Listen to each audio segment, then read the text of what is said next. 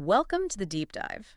Today we are strapping in for a deep examination of a space mystery that refuses to die, one that blends ancient history, cutting-edge science, Cold War anxiety, and perhaps the greatest example of modern space mythology, the Black Knight Satellite, or BKS. It's a fascinating topic, isn't it? Because it touches on so many different areas. Exactly. Okay, let's unpack this core premise first. The BKS legend suggests that an extremely advanced, mysterious artificial object, often claimed to be an extraterrestrial monitoring probe, is currently orbiting Earth. And not just any orbit, right? A highly unusual near-polar trajectory. Precisely. And the most sensational claim, the one that really sets this myth apart, is that this probe has supposedly been up there, silently observing humanity, for an estimated 13,000 years. 13,000. That's a number that grabs your attention immediately. It really does. This isn't just about spotting UFO. This is framed as the ultimate hidden history story, a secret watcher older than recorded civilization. And what's truly fascinating for us as analysts looking at how these stories develop is how this BKS narrative actually came together.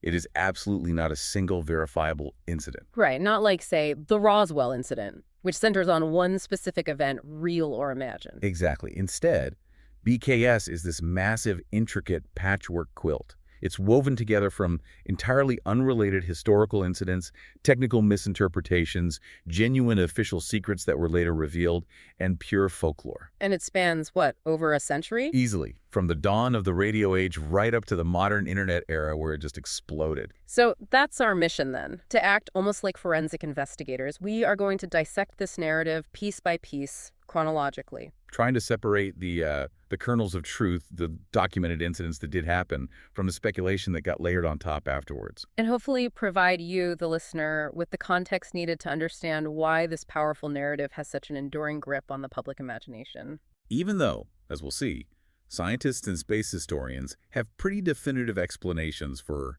every single piece of the puzzle. Before we even dive into the history, though, let's maybe state the official stance up front, just so everyone knows where established science stands. NASA's position. Unequivocal. NASA and essentially all mainstream space agencies state definitively. No such alien satellite exists. The object most commonly photographed and identified as the Black Knight. The famous picture everyone sees online. That one. It's known space debris. Specifically, a thermal insulation blanket that was accidentally lost during the 1998 STS-88 shuttle mission.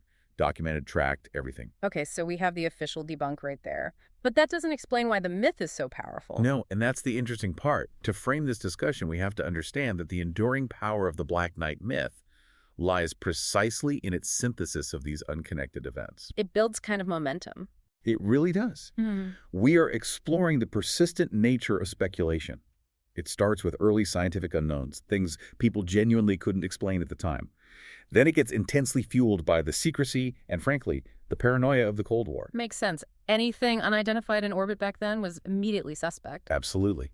And finally, the whole thing gets cemented into global mythology by the viral nature of internet-age conspiracy theories. By the time we get to those 1998 photos, you'll see exactly how we somehow traveled from Nikola Tesla's early radio experiments to this idea of an ancient alien sentinel. Quite a journey. Let's start at the beginning then. Right. If the Black Knight myth is supposedly a 13,000-year-old story, we definitely can't start in 1998 with that thermal blanket. We have to rewind way back. Over a century, in fact, to the very edge of the 20th century, specifically 1899. And the figure involved is none other than Nikola Tesla, a name that always adds a layer of mystique. Indeed, Tesla was engaged in absolutely revolutionary, high-power radio transmission experiments at his famous laboratory in Colorado Springs. He wasn't just thinking about electrical power. He was a true pioneer in wireless communication. And it was there, amidst all this groundbreaking work, that he reported detecting something strange. Yes, he termed them unusual repetitive radio signals coming from his receiving apparatus. This was truly groundbreaking stuff for the time, instantly capturing public imagination. What did he think they were? Well, this is exactly where the modern myth finds its first historical anchor point. Tesla himself, given his profoundly visionary nature, he truly believed in the cosmic possibilities of radio. He speculated openly about where these signals came from. He didn't think they were just noise. He was convinced they were artificial, intelligent. He thought he might actually be hearing transmissions from Mars. Mars. Okay, so not an orbiting satellite in his mind. No, not orbiting Earth. He famously stated something along the lines of feeling he may have heard the greeting of one planet to another. Very poetic, very Tesla. And modern BKS believers grab onto this. They seize on this event as the foundational pillar. The argument is basically, this was the ancient probe, the Black Knight, attempting its first communication with the emerging technological civilization here on Earth. But let's apply the lens of modern radio astronomy and technology back to 1899. How well does the alien message theory hold up? Not very well, frankly. It gets undermined quite dramatically by the context of the time. How so? Well, first, as you pointed out, Tesla never claimed to find an Earth-orbiting satellite. His focus was entirely directed outwards, towards Mars or maybe Venus. Okay, point one. Second, scientists today are highly skeptical that the signal, whatever it was truly extraterrestrial. Radio technology in 1899 was extremely primitive by our standards, highly susceptible to interference. Right, we didn't really understand the full scope of noise sources back then, did we? Cosmic noise, atmospheric noise. Exactly. We didn't know about the ionosphere in the way we do now, or magnetospheric effects. A consensus among modern radio astronomers suggests that if Tesla detected a real signal, and wasn't just, picking up an instrumental artifact created by his own massive experimental equipment, which is also possible. Which must have generated a lot of noise itself. Oh, absolutely. But if it was an external signal, it most likely came from Earth. But what about the repetitive nature? That sounds intelligent, or at least structured. Repetitive doesn't automatically mean intelligent or alien. Think about natural processes. It could have been some sort of natural phenomena, like unusual patterns in atmospheric electrical discharges, maybe extreme ionospheric disturbances we didn't understand. Or even distant radio sources. Possibly distant, maybe highly directional radio wave sources that simply sounded ordered or patterned to his rudimentary equipment. Think about listening to static on an old AM radio. Sometimes you hear faint patterns that aren't really messages. And critically, things like pulsars weren't known yet, right? Those are highly repetitive. Critically, yes. Pulsars, which emit these incredibly regular, lighthouse-like periodic radio pulses, weren't discovered until the 1960s. So that explanation wasn't available. Even if a pulsar could have been detected by his gear, which is unlikely, the discovery was decades away. So the overwhelming probability for Tesla's signals. Terrestrial noise, or maybe an instrumental effect, misinterpreted due to his understandable scientific enthusiasm and simply the lack of modern context. This was really a mystery born from the limitations of turn-of-the-century science. Okay, fast forward almost 30 years. We move from a lone inventor to professional radio engineers encountering another really profound mystery. The long-delayed echoes, or LDEs. These start being reported around 1928. Yes, and this is an absolutely bizarre phenomenon. It's something that even today, science struggles to fully explain in every instance, though there are strong theories. And LDEs are critical to the BKS story. Absolutely critical. They provided the second supposed kernel of communication evidence. It started with a Norwegian engineer, Jürgen Hals. He reported this perplexing event. He'd transmit a strong radio signal. Like a standard shortwave transmission. Yes, and instead of the normal echo bouncing off the ionosphere, which comes back in milliseconds, the signal would sometimes return seconds later. Seconds? Like how many? Sometimes 3 seconds, sometimes 5, even up to 10 seconds or more in some reports. This was far, far too long for any known atmospheric reflection path. It just didn't make sense physically. Wow. Okay, that does sound genuinely spooky. And Hulls wasn't the only one. No, he and others confirmed these LDEs over the following decades. It became a legitimate, ongoing scientific puzzle. People were trying to figure out what could possibly delay a radio wave that long.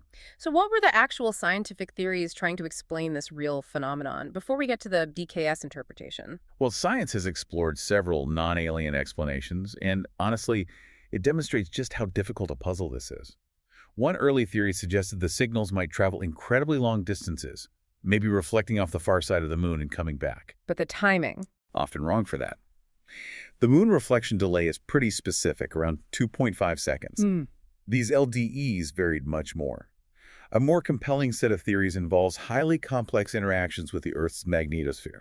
How would that work? The idea is the signals might get trapped, ducted along magnetic field lines, or maybe bounce off sheets of plasma high above the atmosphere, taking a very long path. Another theory suggests the signals might somehow get briefly stored in the ionosphere, or maybe the plasma torus around Earth before being retransmitted. Stored, like a natural recording. Sort of, yeah. The key point is, the mainstream scientific view treats them as complex atmospheric or magnetospheric curiosities. Weird, yes, but natural. Okay, but the BKS narrative. The BKS narrative naturally skipped all the complex plasma physics. The interpretation that was later applied suggested these echoes weren't just reflections, they were deliberate communication attempts. How so? The premise became that an alien satellite, the Black Knight, was receiving the signal, holding it intentionally for a few seconds, and then rebroadcasting it slowly back to Earth. Like it was saying, message received. Essentially, yes. We heard you. It transformed a natural mystery into proof of alien intelligence listening in. So we have a foundation now. Potentially misinterpreted Earth noise from Tesla, and a genuinely strange but likely naturally explainable atmospheric phenomenon with the LDEs. Now we jump again to 1954. Right before the space age officially kicks off with Sputnik in '57. And this is where we encounter the first explicit claims of an actual orbiting object. Yes, this timing is absolutely crucial. In 1954, there were 0 human-made satellites in orbit. None. Zilch. The technology just wasn't quite there yet for the US or the Soviets. Not quite. Yet, sensational press reports start appearing, particularly in newspapers like the San Francisco Examiner and the St. Louis Post-Dispatch, and they're quoting a prominent UFO researcher of the day, Donald Keyhoe. He was a former Marine aviator, right? Gave him some credibility. He was, and he was a very public figure in the early UFO scene.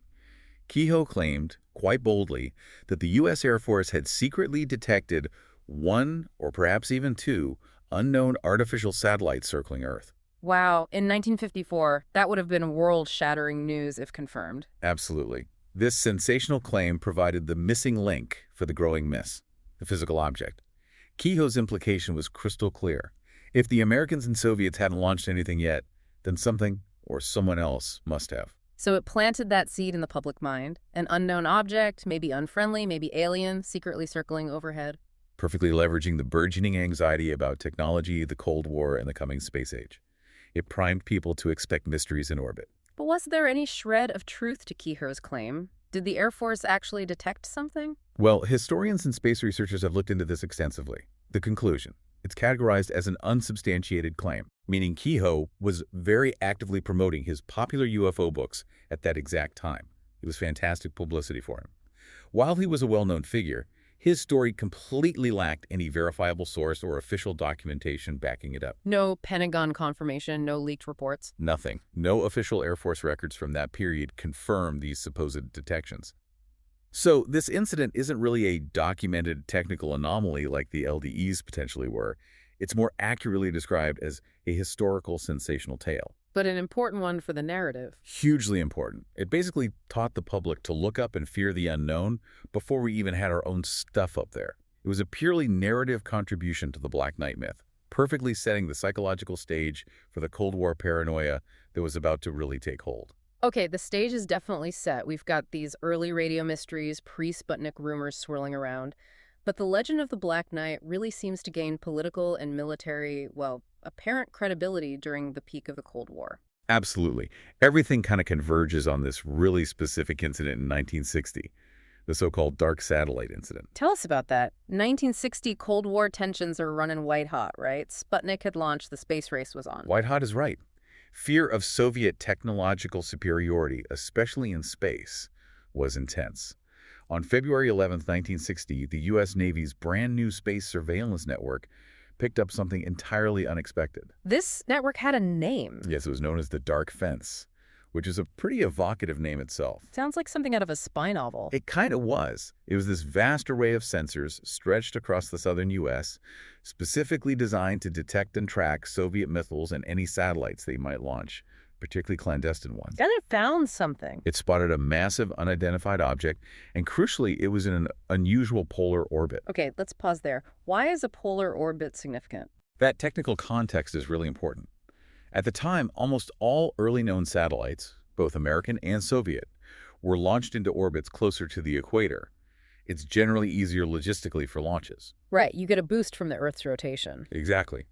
A polar orbit, however, takes a satellite over or near both the north and south poles. As the Earth rotates underneath, a satellite in polar orbit eventually passes over every single part of the globe. Ah, so perfect for spying. The ideal trajectory for surveillance and spy missions. It gives you global coverage. So when the dark fence designed to spot Soviet threats, sees a big unknown object in that specific orbit. Alarms went off everywhere in Washington. Immediately, Time magazine even reported on it, speculating openly that the Soviets must have secretly launched some huge, clandestine spy satellite capable of photographing the entire U.S. Which would have been a massive technological leap for them at the time. It fueled enormous public fear and political anxiety. The missile gap fears were already high, and this seemed like a spy satellite gap. And this is the moment the BKS myth really grabs onto a piece of real, verifiable military history, isn't it? Exactly. This is huge for the legend. Believers cite the 1960 incident as the moment modern, high-tech tracking finally proved the existence of this anomalous object. Its unusual and militarily significant polar orbit wasn't seen as Soviet. It was interpreted as deliberate, super-advanced placement by an extraterrestrial civilization. Proof it was real and maybe not friendly. It provided the first seemingly credible location and trajectory for the Black Knight. It wasn't just signals anymore. It was a physical thing being tracked by the military. Okay, but the mystery of this terrifying object didn't last forever, did it? What was it actually? No, the identity was solved quite quickly, actually, within weeks.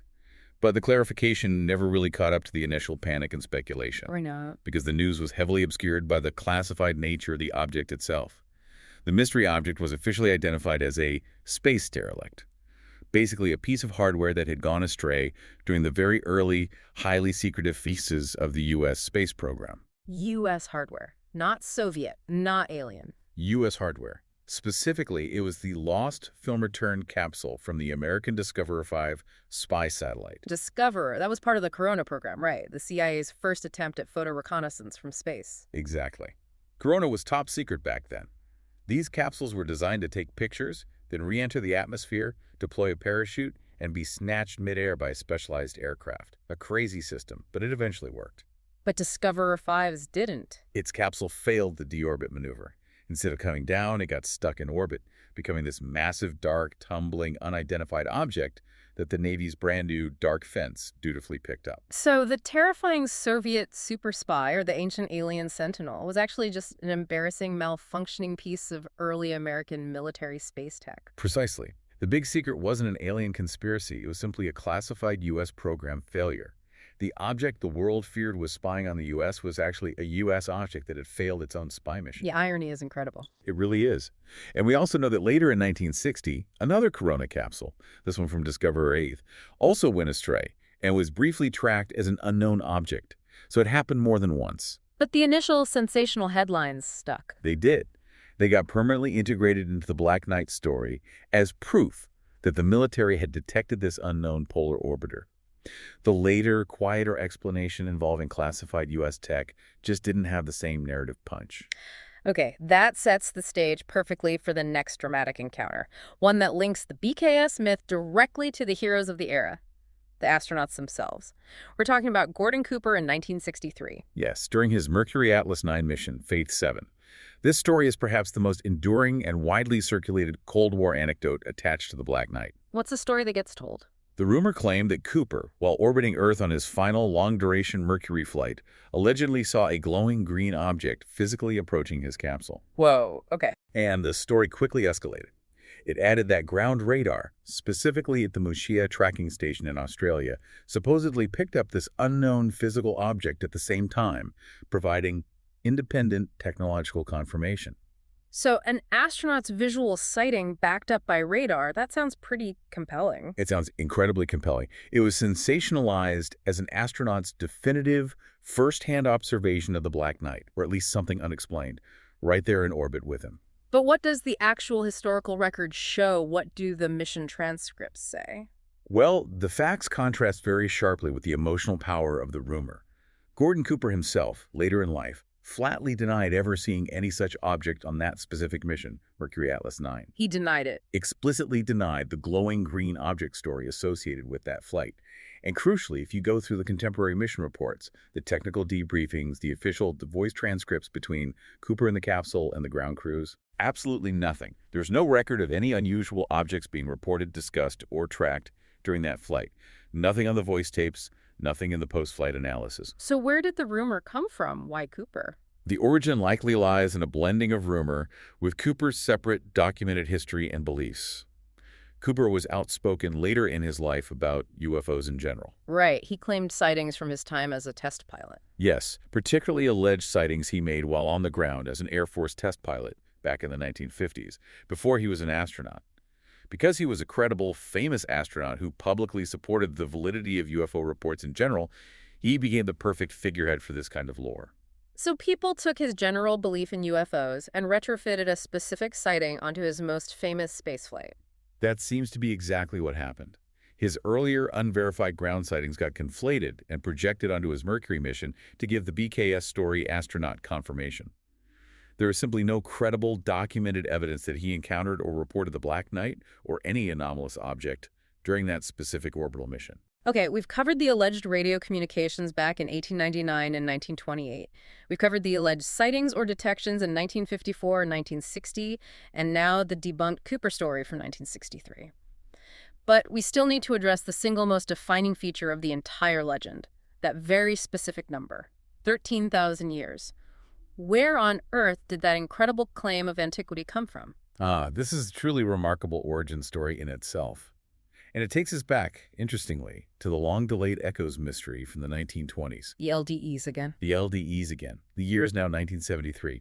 And we need to introduce a Scottish science fiction author and amateur astronomer named Duncan Lunan. Science fiction author, okay. Lunan re-examined that old 4-decade-old LDE radio data.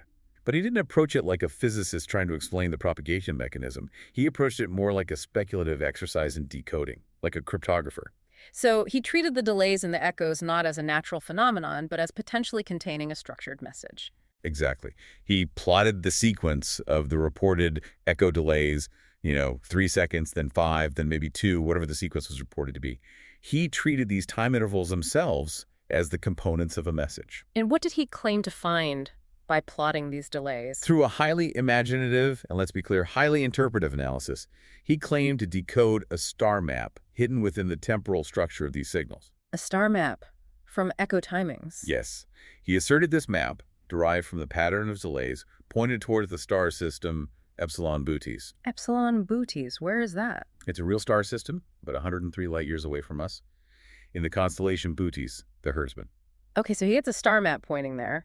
What did he propose based on that? Based on this interpretation, Lunan hypothesized that an ancient alien probe must be positioned somewhere in our solar system, maybe orbiting far out, perhaps beyond the moon, and it was this probe that was intentionally sending those LDE signals back to Earth as a form of communication. And the age, how did he get to 13,000 years? He then looked at the relative astronomical positions suggested by his decoded star map. He tried to figure out when the stars would have appeared in that configuration from Earth's perspective, connecting it to precession cycles. From this, he calculated, or rather estimated, that the probe might have been placed in its position approximately 13,000 years ago. Which dates it to around 11,000 BC. Right around the end of the last ice age. Just as modern humans were really starting to develop agriculture and permanent settlements. Wait a minute, let me get this straight. The central, most defining, most sensational claim of the entire Black Knight satellite myth, its incredible 13,000-year age, is sourced entirely from a speculative analysis based on interpreting ambiguous radio echo data from the 1920s as a star map, performed by a science fiction author and published in Analog Science Fiction and Fact magazine. Precisely. You've nailed it. That is the crucial clarification that often gets lost. Lunan's article was intended as a fun, intelligent thought experiment, something to provoke discussion within the science and science fiction communities about communication possibilities. But it wasn't presented as proven scientific fact. Not at all. It is the sole source for the 13,000-year figure. And that number was later lifted completely out of its speculative what-if context and folded wholesale into the developing Black Knight legend as if it were established, verified fact. Did Lunan himself call it the Black Knight? No. Importantly, Lunan himself did not name the object Black Knight in his original work, and he certainly didn't intend for his findings, especially the age estimate, to be taken as literal, verifiable scientific truth. Did he ever comment on how his work was used later? Yes. In fact, he later publicly distanced himself from the literal truth of the age claim, acknowledging the profound speculative leap involved in his methodology. He recognized it was interpretation, not hard data. But the damage was done. By then, the number 13,000 years had escaped into the wild. It had entered the conspiracy lexicon. It provided that grand, almost unimaginable antiquity that makes the BKS myth so uniquely compelling compared to other UFO stories. The Cold War sightings gave it apparent modern credibility. Duncan Lunan inadvertently gave it its ancient timeline. Okay, so the myth now had its scattered rumors, its misinterpreted radio signals, its debunked Cold War sightings, and thanks to Lunan's imaginative work, its incredible fictional timeline. But it still needed a face, right? A definitive physical image that could go viral, especially in the burgeoning internet age. Exactly. It needed that visual anchor.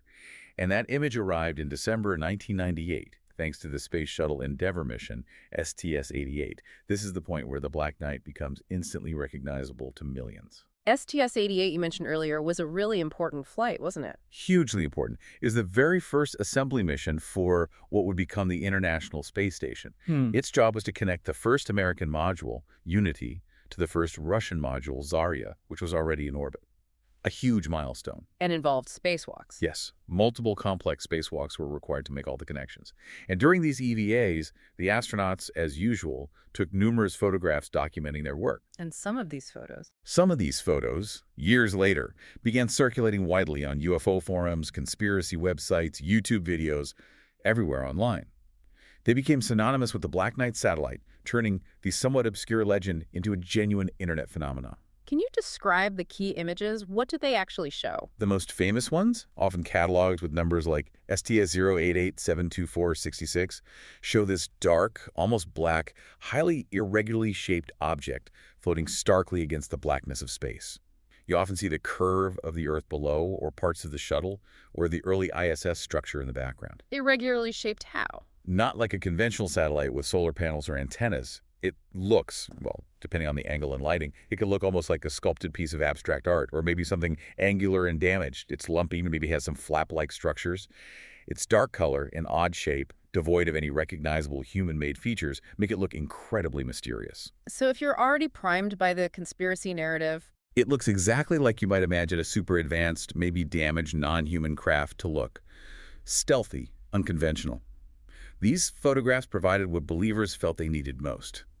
Undeniable, official NASA imagery that seemed to prove this ancient sentinel was real and had been caught on camera. this became the smoking gun, essentially. It became, and honestly often remains, the single strongest piece of evidence cited by enthusiasts and believers in the Black Knight story. Or forget the ambiguous radio signals or old radar blips. Here was a picture. And this is the big but. This is also the point where the clear, verifiable historical truth finally catches up and, frankly, conclusively slams the door on the legend, isn't it? It really is. There's no ambiguity here once you look at the mission records. So let's pull no punches. What is the documented truth, verified by NASA, by space historians, by the mission logs themselves, about the object in those famous 1998 photos? The official explanation is not only concrete, but is thoroughly, meticulously documented.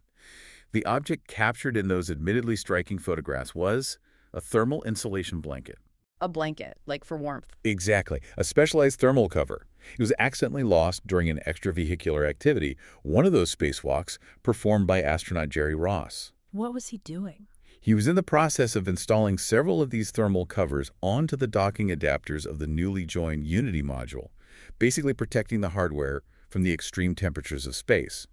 And during that work, one of the crucial black thermal covers simply came loose, snagged, or floated away. And drifted off. Drifted away, immediately becoming uncontrollable space debris. Just floated off into orbit. That seems almost anticlimactic. A lost blanket becomes an alien spaceship. But how certain are we that this specific object in the photos is that lost blanket and not something else that just happened to be nearby? We are extremely certain. We have several layers of definitive corroborating evidence that lock this down. Okay, layer one. Firstly, the debris was officially tracked and cataloged by the U.S. Space Surveillance Network, the same network that tracks everything else. It received the designation 19988-067C and the SATCAT number 02557. Satellite catalog number. It's the standard way space objects are identified and tracked. This system tracks all significant space junk, from defunct satellites down to lost tools.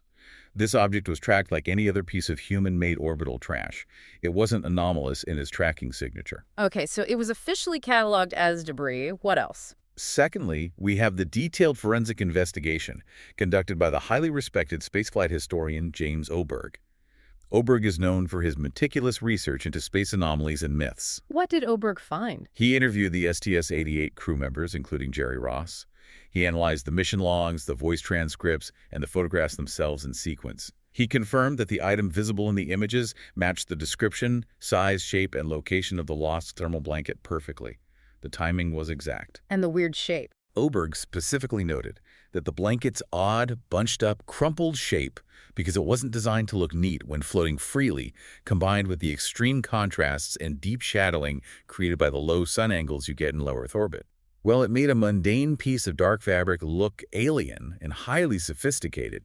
The lighting conditions are the absolute key visual trick here that fuel the entire misunderstanding. Right, harsh sunlight and deep black shadows in space can make anything look weird. Exactly. It plays tricks on your perception of shape and texture. Okay, and this leads to perhaps the most damning piece of factual evidence against the whole 13,000-year-old claim. How long did this piece of proof for the ancient satellite actually survive in orbit? Ah, the killer fact. It survived for only a handful of days. Days, not millennia. Not even weeks. It was lost during the spacewalks around December 12th to 13th, 1998, because it was in a relatively low orbit, around 400 kilometers, typical for shuttle ISS operations, and because it was lightweight but had a large surface area, like a blanket would. Atmospheric drag would be significant. Exactly. Atmospheric drag pulled it down very quickly. The thermal blanket re-entered the Earth's atmosphere and burned up completely shortly after the STS-88 mission concluded. So it was gone within, what, maybe a week or two? Roughly, yes. Yeah. Temporary, low-altitude space junk. An object that demonstrably lasts only a few days cannot, by any logical or physical definition, be the same object that has supposedly been orbiting Earth for 13,000 years. This single fact, based on NASA's own tracking data and the laws of orbital mechanics, is the anchor that absolutely weighs down the entire myth. Yet, despite this evidence being publicly available, the tracking data, Oberg's investigation, NASA's statements, the conspiracy theory thrives. And it thrives largely thanks to a secondary claim that NASA tried to cover it all up, that they scrubbed the evidence. Where did that idea come from? That claim seems to have arisen primarily due to basic digital archiving issues, which conspiracy theorists then misinterpreted, perhaps deliberately. In the early 2000s, as the internet was evolving, NASA undertook several massive reorganizations of its online photo archives and websites. They were consolidating databases, updating server structures, improving public access. Standard bureaucratic website maintenance, basically. Pretty much. But when they moved or updated their server structure, the original direct hyperlinks to many images, including those in the STS-88 image library, simply changed or broke. If you had an old link saved from a conspiracy website, suddenly clicking it resulted in a 404 not found error page. And people assumed. Conspiracy theorists immediately seized on these broken links as definitive proof. See, NASA is actively hiding the truth. They're deleting the photos of the alien craft. When really it was just digital housekeeping. Exactly. In reality, the images themselves were never deleted. The photos, the corresponding mission logs, the official explanation of the lost blanket, they all remain publicly available and well documented within NASA's official searchable databases, like the Gateway to Astronaut Photography of Earth. The data is there if you look for it using current tools. So the entire cover-up narrative is based essentially on a misunderstanding of broken hyperlinks, misrepresenting a logistical website reorganization as some kind of sinister, secretive deletion campaign. That's the crux of it. Yeah. It feeds the narrative, but it has no basis in fact. The evidence wasn't scrubbed, the web address just changed. Okay, we've gone through the history piece by piece. When we pull back and look at the whole narrative, Tesla's signals, the LDEs, the 1960 radar blip, the Cooper rumor, Lenin speculation, and the 1998 photos of space debris, it seems pretty clear the myth is just a jumble of unrelated dots connected after the fact. That's a very good way to put it. A jumble of unrelated dots. But let's put the history aside for a moment and apply the hard laws of physics, because when we do that, the entire Black Knight narrative really unravels under the weight of basic science, doesn't it? Completely. Let's start with the fundamental problem of orbital mechanics, which you alluded to. Right. This is perhaps the definitive scientific failing of the BKS myth as a single object. Absolutely. The various observations cited by believers, the things they point to as evidence, span widely different locations, different altitude ranges, and crucially, different time periods. We have Tesla's ground-based observations in 1899, which weren't even orbital. Correct. Then we have the 1960 object reported in a polar orbit. Based on how long it apparently lasted before detection stopped, it was likely in a higher orbit than the shuttle, maybe medium Earth orbit or MEO, but definitely not stable for millennia. And then the 1998 debris, the photo, which was definitively in low Earth orbit, LEO. Exactly. Low Earth orbit, hundreds of kilometers altitude. MEO is thousands, maybe tens of thousands of kilometers. And then Lunin speculated about something maybe near the moon. So different places, different altitudes. And analysts from our MAW observatory, I remember reading, emphasized exactly this point. These main observation sets involve completely different orbits. They are fundamentally incompatible. Therefore, they cannot possibly be the same single physical spacecraft moving from one regime to another without massive observable propulsion burns. So for the core myth to be true, you'd actually need at least 3 separate Black Knights, one for each main sighting. At a minimum. And even proposing multiple objects doesn't solve the core problem, which is the longevity claim. Right, let's focus on that longevity. That 13,000-year age, which came entirely from Duncan Lumen's speculative analysis, directly contradicts the known physics of orbit, especially for the objects actually seen. Absolutely. The biggest killer is atmospheric drag, especially for anything in LEO, which is where the only photographic evidence exists. Explain drag for us in this context. Low Earth orbit, where the shuttle and ISS operate and where that thermal blanket was seen, is roughly, say, 200 to maybe 2,000 kilometers above the surface. It seems like empty space, but it's not quite. There's still an extremely thin residual atmosphere up there. Not much, but enough to matter over time. Enough to create continuous friction or drag on any orbiting object. It's like constantly running into a very, very thin wind. And that slows the object down. It does. It constantly removes orbital energy. And as the object slows down, its orbit gets lower. As it gets lower, the atmosphere gets slightly denser, increasing the drag, making it slow down faster. It's a feedback loop. Leading inevitably to re-entry and burning up in the denser atmosphere. So for an object, even a dense, solid object, let alone a flimsy blanket, to remain in LEO for 13,000 years. It's physically impossible without massive, continuous station-keeping propulsion. We're talking about needing onboard engines firing regularly, maybe every few weeks or months, depending on the exact altitude and density, just to counteract the drag and boost the orbit back up. Like the ISS has to do. Precisely. Even large, dense objects like the International Space Station or the Hubble Space Telescope require regular reboosts using thrusters to maintain their altitude. Without them, they deorbit relatively quickly, years or decades perhaps, but certainly not millennia. But in a thermal blanket. Decayed in days. Even a hypothetical, solid, unpowered alien satellite in LEO would decay in maybe years, perhaps a few decades. If it was very high LEO and very dense, but absolutely not 13,000 years.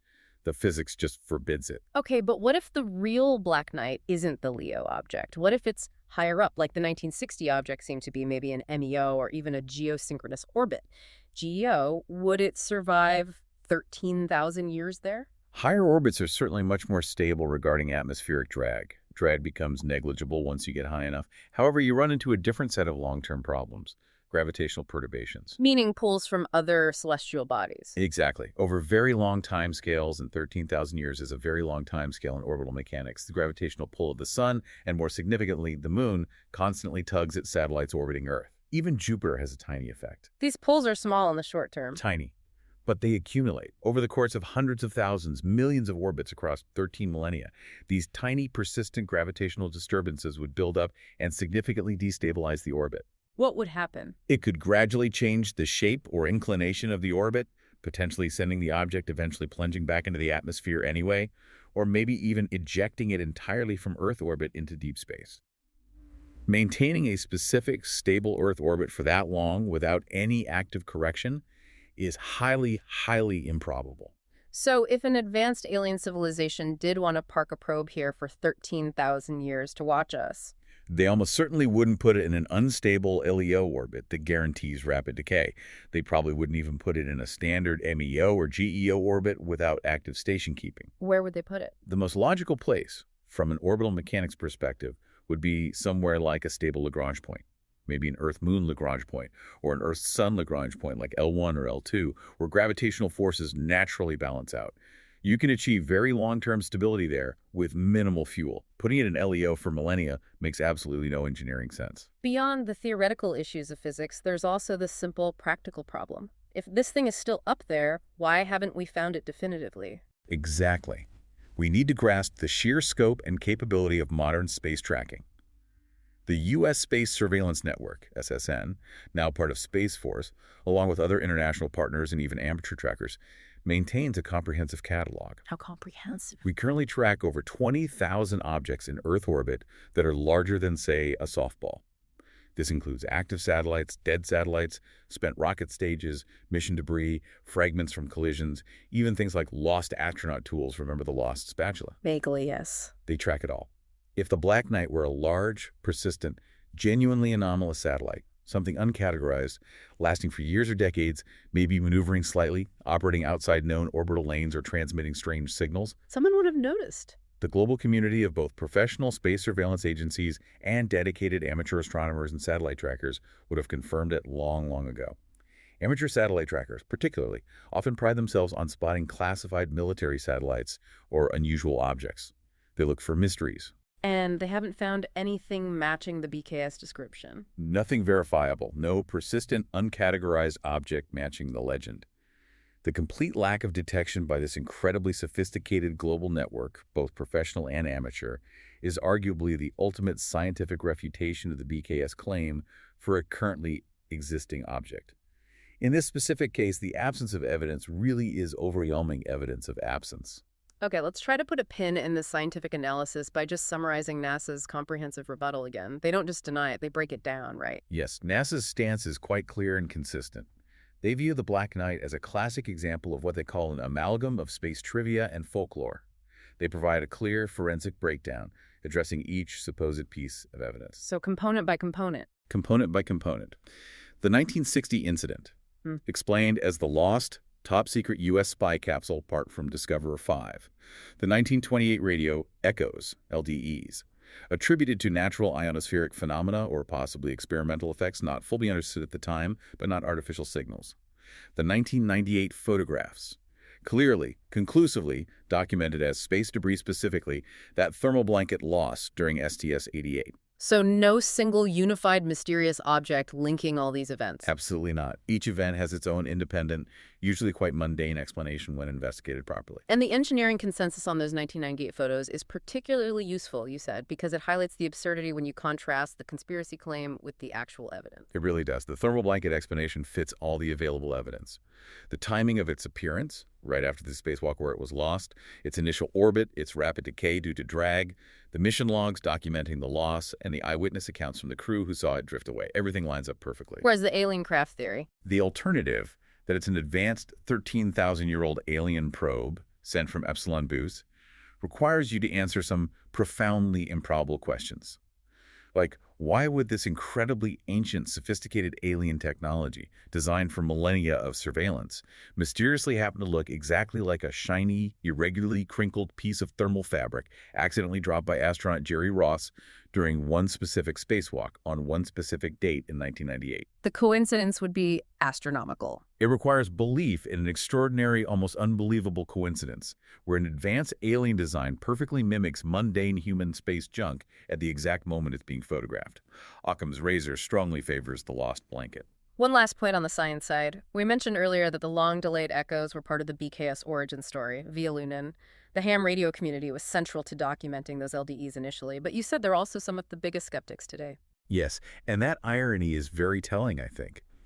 The amateur radio ham community is a global network of skilled operators, very adept at picking up faint, unusual, or distant radio transmissions.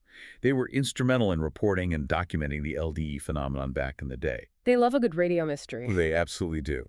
However, despite decades of listening, and despite possessing the collective technological capability to monitor virtually the entire radio spectrum for persistent transmissions from an orbiting object, they have found zero verifiable signals coded, repeating, beacon-like, anything emanating from any supposed phantom satellite like the Black Knight. So if it was a Bracewell probe trying to communicate, the world's most dedicated and widespread network of amateur radio listeners, the very people most likely to detect it, would almost certainly have found the signal by now.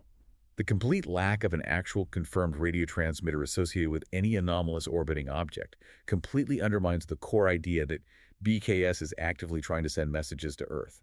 The signal's part of the legend just doesn't hold up to scrutiny either. Okay, so we've rigorously gone through the history, the sightings, the photos, the physics, the tracking data, and scientifically, historically, the Black Knight satellite as a single ancient alien object just completely falls apart. It really does. The evidence simply isn't there. And yet the legend is arguably more popular today than ever before. It's flourishing online. Why? It seems to persist largely because of the internal speculative narratives built around it. This is where fact stops entirely and the imaginative, wishful thinking really takes over. Absolutely. The story is powerful, even if the evidence is non-existent.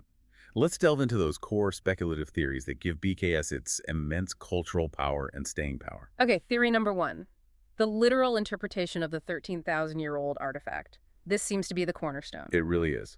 This takes Duncan Lunan's highly conjectural calculation from 1973 and elevates it from a fun thought experiment to absolute, literal historical truth. Believers treat the 13,000-year figure as gospel. And the implication is staggering. The premise suggests the Black Knight has been orbiting, watching Earth since the Upper Paleolithic period, since perhaps the time of cave paintings and megafauna, maybe monitoring us as Homo sapiens emerged from the last ice age around 11,000 BC. And ancient astronaut proponents must love this. Oh, they build extensively on this foundation.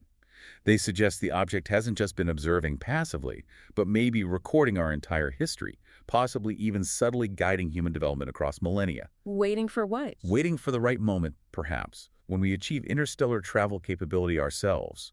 Or maybe when we overcome our self-destructive tendencies to finally reveal itself and share its ancient knowledge.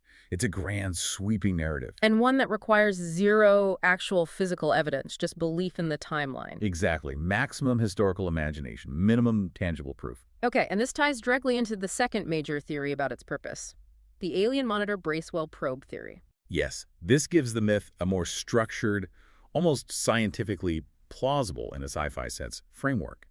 It posits BKS not just as old, but as having a specific function, a sentinel.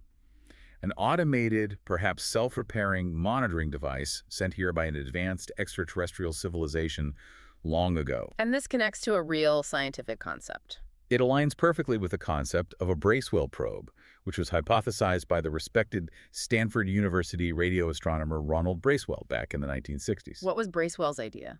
Bracewell suggested that instead of trying to shout across the vast distances of interstellar space with hugely powerful radio signals, which might arrive when nobody is listening, an advanced civilization might find it more efficient to send out small, long-lived, automated probes to promising nearby star systems. Like leaving a message in a bottle, but robotic. Sort of, yeah. Yeah. Or maybe more like a galactic doorbell, as some have called it.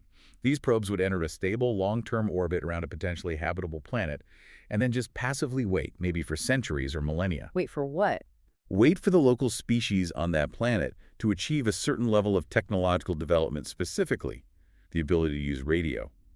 At that point, the probe would detect a radio leakage, activate itself, and attempt to make contact. How would it make contact? Bracewell suggested it might do so by mimicking or echoing the local radio signals it detects as a way of saying, "I hear you, I am artificial, let's talk." Ah. So the BKS narrative argues that Tesla's signals, and especially the long-delayed echoes, were exactly that, the probe fulfilling its Bracewell mission. Precisely.